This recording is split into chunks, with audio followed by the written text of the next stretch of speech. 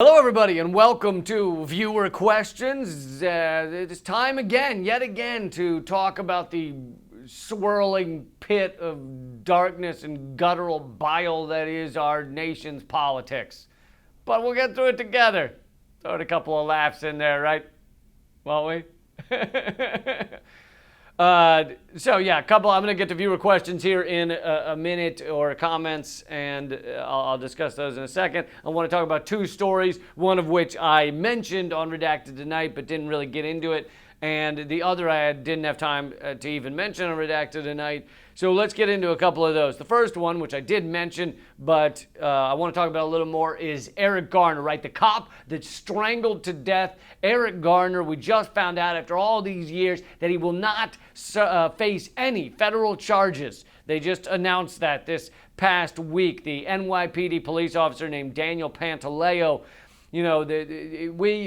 it's not a shock, right? You're not surprised that the fist of the fascist state doesn't face charges as they mercilessly murder citizens, unarmed citizens in our society.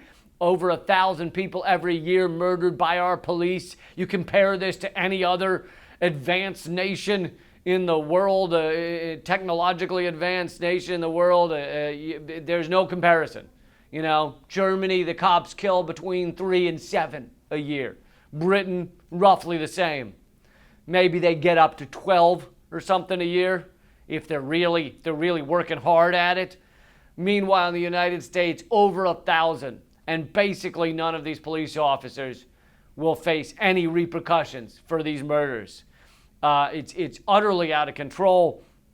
But beyond just that, Let's talk about what the mainstream media will not fucking mention, doesn't want you to really have in your average day-to-day discussions, such as the fact that what was Eric Garner doing when he was arrested? When he was, they say, they'll have the debate about, well, should the cops have done a chokehold? Listen, he was resisting arrest. What was he arrested for? What were they trying to take him down for? Selling cigarettes. Selling Lucy cigarettes to people to try and make ends meet for his family. That's what these cops, that's the freedom we have in this country, is you get choked to death for selling cigarettes. So they don't want to have the discussion at a deeper level, beyond just this moment, beyond whether they should have arrested Eric Garner. Let's get deeper than that. Should police officers in our society walk around with guns on their hips to stop people from selling a cigarette, or from parking in the wrong spot, or from riding their bike on a sidewalk? They're supposed to be in the bike lane. Is that what we want our society to be? We can't even have that discussion, right? Whether cops should be allowed to do this, should be told to do this, should be tasked to do this. I can't say the word tasked. It's hard. It's got an S and a K, all fucking jumbled up. Tasked. It's really, why they shouldn't, to interrupt a rant with those kind of letters. It's fucked up. The English language is. But no, I'm just saying, like, this discussion can't be had. You're not really allowed to discuss this, right? You're anti-cop, you're anti-police, whatever. You won't hear it from our politicians. So that's one discussion that should be at the heart of all this. And it doesn't really exist on your mainstream airwaves. Another one is the fact that, guess what? The guy who filmed Eric Garner being killed, Ramsey Orta, been in jail for years. They arrest him constantly. They follow him. They made sure to fucking destroy his life. I think he's in jail still to this day. I know he was serving years. They make sure to this, to destroy his life, to follow him, and look, I'm not saying the guy's never done anything wrong. I think they got him for selling some drugs or something, which again should be drugs should be a health issue, not a criminal issue. But this is what our police does. This is what the fist of the ruling elite, the ruling state, the corporate state does, is they chase down and criminalize the filming of what they're doing, the filming of our police as they brutalize citizens. They make sure that the people that film this are chased and harmed and put behind bars. It happened with Freddie Gray. It's happened with the people that filmed that. It's happened again and again. They want to stop people from showing America what our police are doing. Unless you're watching one of the faux reality shows like Cops or Live PD. This is what cops really are, right? This is what police officers are really doing. They're just trying to help, right? No, folks. Our police, I talk about this a little in my comedy special, but our police system, the police officers that are everywhere in our society, that job should be broken into about 15 jobs or 40 jobs or something. Like, if we as a society decide we want someone to stop people from selling cigarettes on the street, like Eric Garner was doing, if we decide, listen, it is very important, we need to have men and women out there every moment finding out who's fucking selling the cigarettes. We got to do it. We got to stop the cigarette sale because we don't know. They haven't paid the taxes.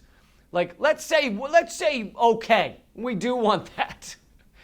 Then there should be a job that is not a cop, that is not a guy with a fucking gun on his hip, abusing steroids with fucking no neck so he can't turn his head like the first Batman. There should be a job, and it should be the guy that walks around making sure no one's selling cigarettes that you don't want them to sell. And that guy would not have a gun, because that's fucked up to have a gun to deal with cigarettes. Okay? And we'd have a separate job for that. We have a separate job for speeding tickets. And we have a separate job for whether someone's car is a little bit past the line. And some of this we actually do, right? Meter maids. Meter maids are not cops. Most places they don't have guns. Their job is to check the meter, right? They don't go around fucking pointing guns at people, accidentally killing people, choking people out. Most of the time they're morbidly obese. They're not really athletic. They just give you a little ticket. That should be the same for just about every job police have.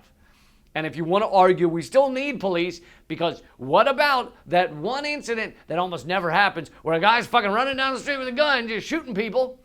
I mean, there are mass shootings, so let's say we do want cops with guns to deal with those, then fine. That would be the one job of the cops. That would be all they do. That would be the police. The guys with guns would just deal with that. All of these other jobs, all of the guys you see rolling through neighborhoods just trying to find someone with a joint, fucking rolling down. Do you have an open flame where you're not supposed to have an open flame? Are you going fishing without a license? Are you jacking that guy off consensually because you happen to be having a good evening? And then he's going to reciprocate, of course. I don't want to get anybody upset. There will be reciprocation in this imaginary story. If you want people rolling down the street, making sure that's not happening, which I don't know why you would, but let's say we don't want that happening, then these should all be different jobs. You'd have the anti-jack-off squad, and that jack-off squad would not have the fucking gun because you don't need it. You just have a squirt bottle, like you deal with cats. Stop jacking that guy off in public. You give him a squirt bottle. Our police are completely out of control, and their job should be split up into about 40 jobs. Where is that? Where is that in your political discourse? Where fucking all these fucking political candidates, all presidential candidates? Anyone talk about that? Fuck no. Wait, they just talk about little incremental. If you were to interview them right now about this issue, they'd go, well, I don't think that a police officer should choke someone to death for selling cigarettes. That would be their analysis, their deep analysis. All right, moving on to another story that I didn't get to cover in Redacted tonight.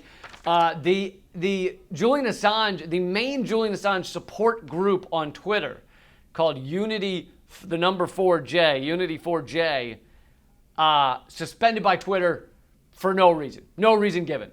They just fucking erased it from the web.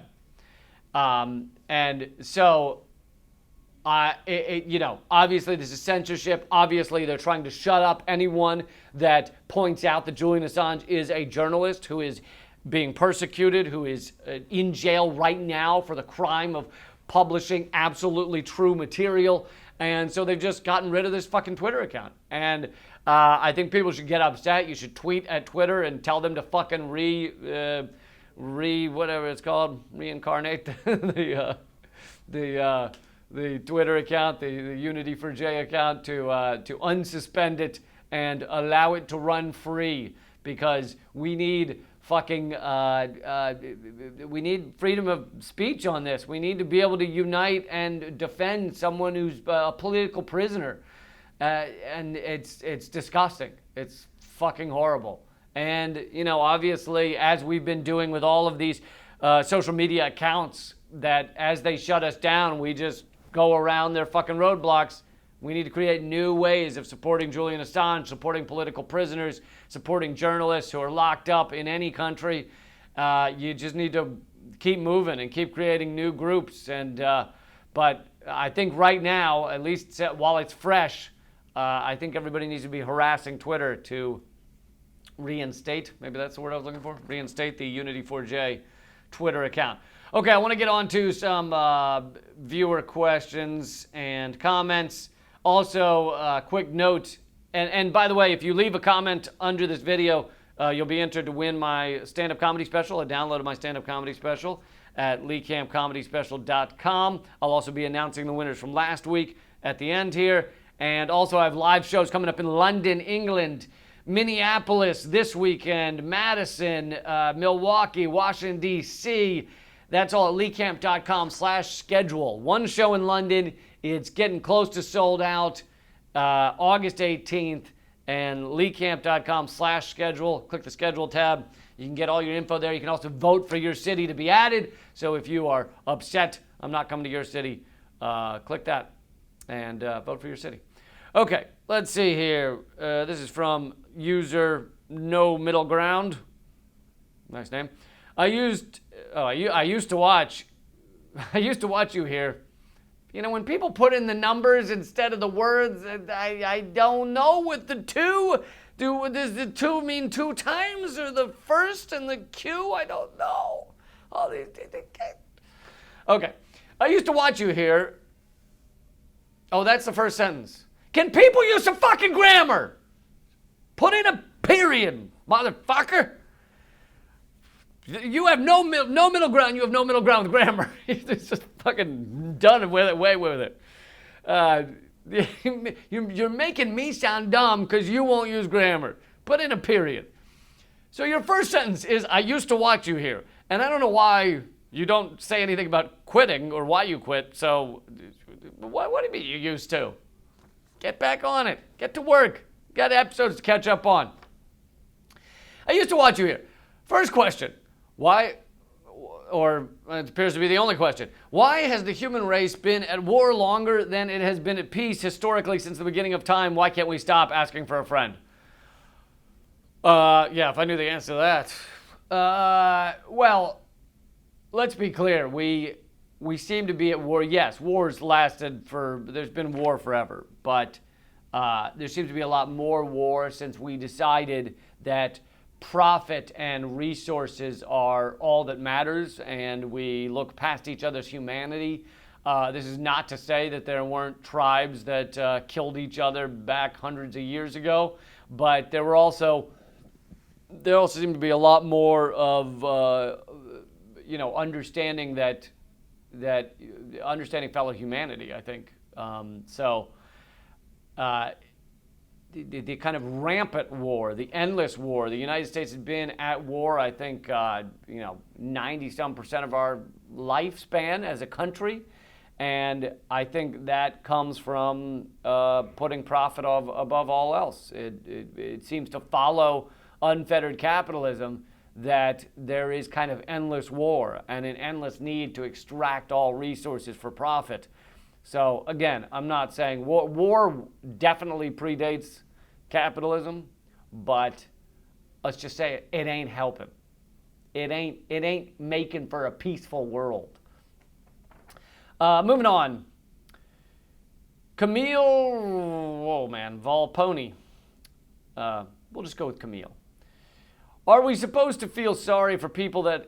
She's referencing my podcast, Common Censored, where Eleanor Goldfield and I talk about how the billion-dollar houses in California are going to begin falling off those cliffs because the water is rising, immensely because of climate change, and California is going to keep eroding into the sea. And those houses that you see perched up, those mansions you see perched up on those cliffs, there's no doubt that they, among many others, are going to begin being wiped out by climate change. And so Camille is asking, are we supposed to feel sorry for the people that can afford to build on the California coast on those giant houses? And no, that was not the point of our discussion when we discussed it on the podcast, which, by the way, anybody who wants to listen to that podcast, hour long every week, it's free. It's called Common Censored. You can get it anywhere you get podcasts, really, iTunes, Stitcher, Spotify, Common Censored. Anyway, no, that was not our point in our conversation, was not feel bad for these people. It was the fact that the rich can afford to insulate themselves from the harm of climate change. So these massive houses on these cliffs, as they fall into the sea, those rich people will be to get the fuck out of there, taking helicopters to wherever the fuck they want to go, and they'll go to the next cliff and buy the next mansion. So we were not saying feel bad for these poor billionaires building these houses. Instead, we were talking more about the kind of general harm of climate change and where things are going in California. California is, hugely populous, and it's the fifth largest economy in the world. So the fact that so much of it is being damaged both by drought, forest fire, and ocean, the rise in the ocean, it's going to be a rough time for a lot of people in California. So there's a lot of people to feel bad about. I wasn't saying, I don't think either Eleanor or I were saying, feel bad for the poor people perched up in their ivory homes overlooking the grand cliffs of California. And in fact, I think I covered it a while back that in California, because of Los Angeles, because of the housing has gotten so terrible that you literally have homeless people living in the woods and the area around $10 million mansions. I mean, it is becoming just more and more obvious, the haves and the have-nots. It's becoming like a feudal system where those people live by these $1 million mansions, both because there's resources around, but also probably because of what gets thrown out at these houses. I read an article about a guy who lives off of everything that gets thrown out of the kind of Facebook millionaires that live up near San Francisco, in the San Francisco area. Some of these scavengers, they just, go through the dumpsters of these mega millionaires, and the things they can resell are almost untouched. You have bikes and shit like that thrown out on a daily basis because to them, the amount they spend on a bike is what you or I would spend on a 5-cent candy out of the candy machine. So, unless they have some sort of care for humanity and the environment, why would they not throw out a bike every other day? What's it mean to them? Anyway, the point is we're getting to this weird feudal system where you have people living off gathering what gets left over, what literally trickles down from the multi-millionaires. It is disgusting. It is a psychopathic system that we have created, and people should be aware of that and it should be in every conversation. Instead of you got to flip on a Bernie Sanders speech to hear it being discussed for 30 seconds. This should be in every discussion on your mainstream media constantly. But of course it's not, because they are the ruling elite. They are with the ruling elite. They want the access to the ruling elite. So they're not going to discuss this except with a little story here, a little story there. Just we got to come up with a term for the stories they put out to make you think they're going to cover the real shit. They'll put a little pinprick about Palestine or Yemen just so CNN can go, look, we covered it. This should be, I got to come up with a term for that. I don't know, it would be quota real news. They're filling their real news quota so that they can make people feel better. that they actually cover the real shit. Moving on to the next one. Let's see. This is about he or she is asking about the Epstein story, the Jeffrey Epstein story, which I covered on the last Redacted Tonight. I actually have been covering it for years. I covered it years ago. But 420 Snoogans says, if killing innocent women and children in other countries doesn't do our own government in, do you really think this will? So Snoogans is asking, is saying like people, I don't know if she's referring to, she or he is referring to me, but are acting like this Epstein, oh my God, the country, the government's going to come unraveled because of the Jeffrey Epstein story, right? This is it. This is, oh my, it shows their sex trafficking with our ruling elite. But of course, we know, and as you can see with Jeffrey Epstein himself, until a few weeks ago, the billionaires involved in this shit, in war, in sex trafficking, in all kinds of horrible, horrible shit, they don't serve time. They don't serve time in prison. And even Epstein got off at every level. He avoided prison even when he was locked away for 1 year. He got out every day. He was allowed to go work at his office every fucking day. That's not prison, right? And that's what you get if you are a billionaire. So he may serve some time now that it's become a mainstream media story, now that everyone's talking about it. Okay, now we'll make it an issue. But in general, these people don't serve time. It's covered up. Even some of the Bill Clinton stuff that's coming out, the Donald Trump stuff, they're not going to serve time for this. Clinton won't serve any time for this. Donald Trump was accused for raping an underage girl at an Epstein party in a lawsuit in New York. I covered it a few years ago. I believe the lawsuit has now been dismissed, or maybe the victim started to fear that she couldn't come forward, or I don't quite remember the details. I think it's over now, but these people don't serve time for any of this shit. And it's only when there is like a scapegoat to say, oh, now that we've got that person behind bars, everything's fine. Now that we've got Epstein behind bars, sex trafficking and illegal prostitution and the pedophiles and rape, that's not happening on the level of the ruling elite because we put Epstein behind bars. It's a scapegoat scenario. Same with Bernie Madoff, right? We're not destroying the entire lives of Americans by exploiting them and predatory loans and stealing their houses and every level of just criminality out of Wall Street is just oozing out of Wall Street. We're not doing any of that because we put Bernie Madoff behind bars. There we go. Now it's fine. So they'll do these scapegoats every once in a while, but no, this isn't gonna stop our country. This isn't gonna stop our ruling elite, our oligarchs.